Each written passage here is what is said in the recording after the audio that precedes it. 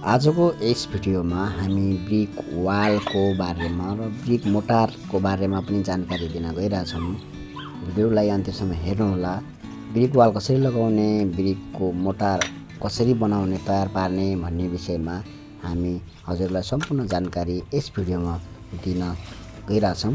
भिडियोलाई पुरा हेरेर भिडियोको जानकारी लिएर भिडियोबाट लिएको जानकारी अनुसार हजुरहरूले पनि यही अनुसारले काम गर्न सक्नुहुनेछ।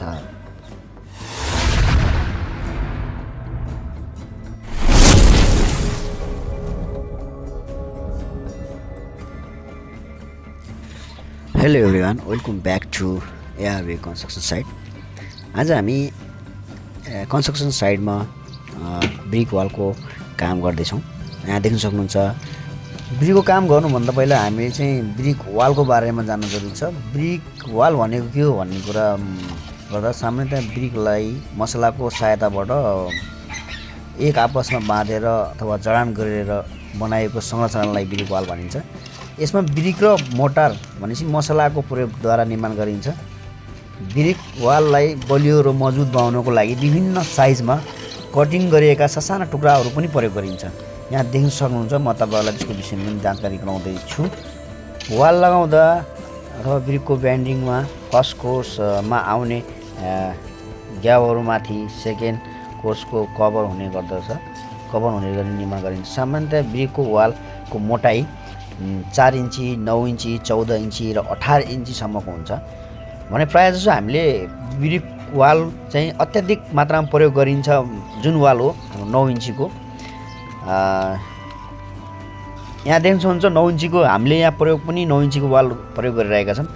9 इन्चीको वाललाई हामीले जस्तो टेक्निकल इन्जिनियरिङ भाषामा इङ्ग्लिस बोन्ड भन्ने गरिन्छ। 9 इन्ची जसमा हामीले 9 इन्चीको वालहरू प्रयोग गर्छौँ।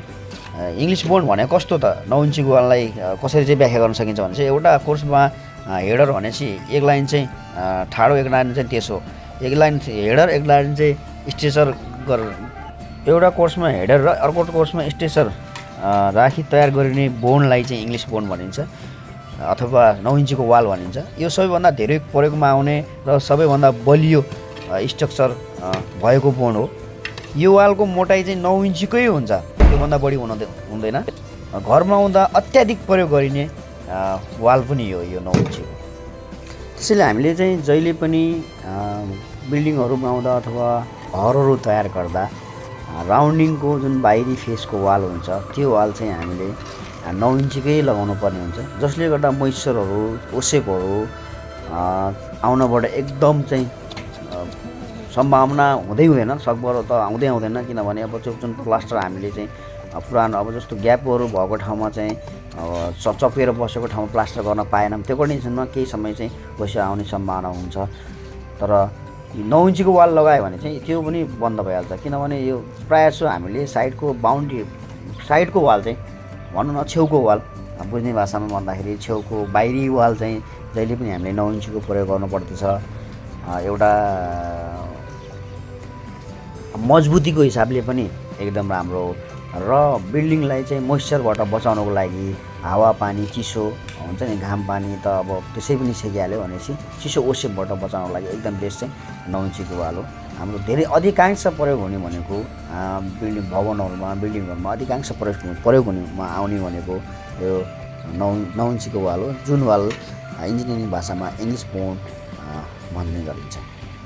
तपाईले वाल लगाउँदा हामीले कुनै पनि संरचना तयार गर्दा काम गर्नुभन्दा पहिले चाहिँ हामीले चाहिँ सम्पूर्ण त्यसको बारेमा सम्पूर्ण डिटेल बुझ्न जरुरी हुन्छ। जसले गर्दा काम गर्ने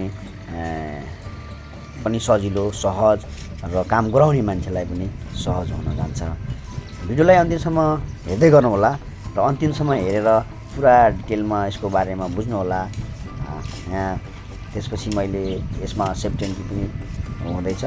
सेप्टेम्बरको पनि वाल लागिसकेको छ। यसमा देख्न सक्नुहुन्छ सेप्टेम्बर पनि पुरै अप्रो भइसकेको छ। यो कम्प्लिट वाल गरिसकेपछि हामीले फेरि यसको नेक्स्ट काम भनेको फिलिङ को काम हुन्छ।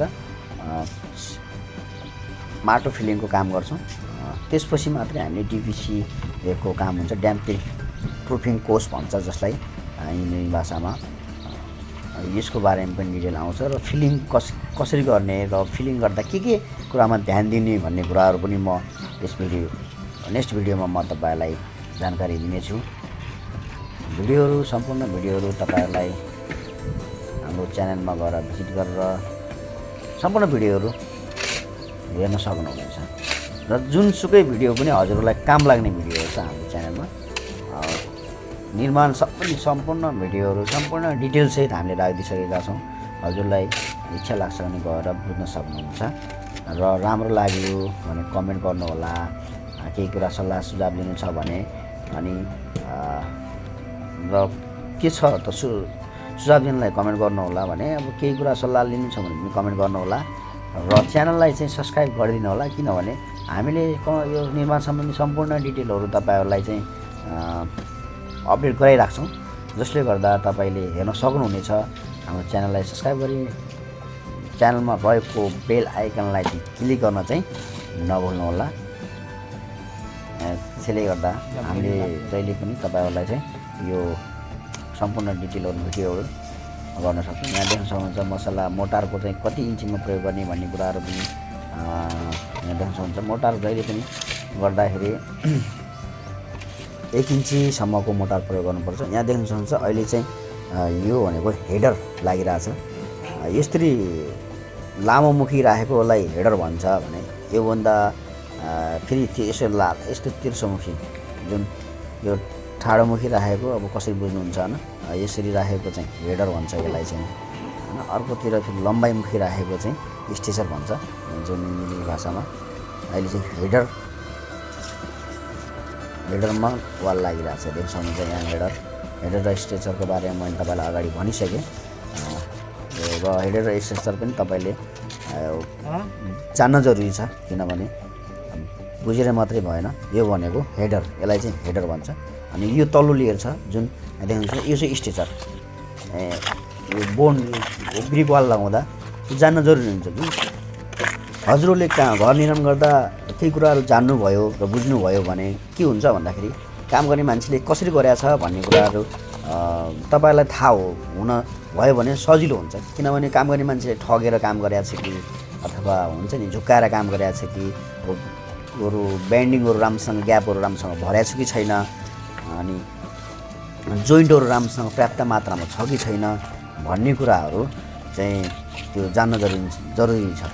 किनभने यसरी बिचमा मसलाहरूको ग्यापहरू राम्रोसँग पसेन अथवा जोइन्टहरू राम्रोसँग भएन भने जस्तो के अरे बेन्डिङहरूलाई चाहिँ के हुन्छ भनेपछि त्यो सिङ्गल लगातार जुन जोइन्टहरू नमिलाएर हालेर सिङ्गल खडा गरेर त सम्भव हुँदैन, वाल चाहिँ टिका हुँदैन। जसमा चाहिँ त्यही भएर एक लाइन चाहिँ हेडर एक लाइन चाहिँ स्ट्रेचर पारेर चाहिँ वाल कम्प्लिट गर्नुपर्ने हुन्छ। त्यसैले हामीले चाहिँ जहिले पनि काम गर्दा अथवा कुनै पनि कुराहरू गर्नुभन्दा अगाडि हामीले चाहिँ त्यसको बारेमा त्यसको विषयमा चाहिँ जान्न जरुरी छ। त्यसैले गर्दा केही कुरा निर्माण सम्बन्धी सम्पूर्ण डिटेल भिडियो जान्नु छ भने हामीलाई चाहिँ सम्झाउन सक्नुहुनेछ र हामी सम्पूर्ण डिटेल तपाईँहरूलाई दिनको लागि तयार छौँ। भिडियोलाई अन्तिमसम्म हेर्नुभएकोमा सबैलाई धन्यवाद।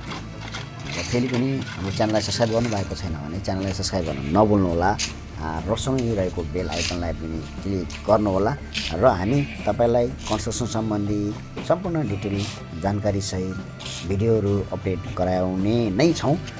त्यतिन्चेको लागि र नेक्स्ट भिडियोको पर्खाइमा हुनुहुन्छ भने नेक्स्ट भिडियोसम्म पर्खिनुहोला र नेक्स्ट भिडियो आउने बेलासम्मको लागि बाई बाई। जय कन्स्ट्रक्सन, जय नेपाल।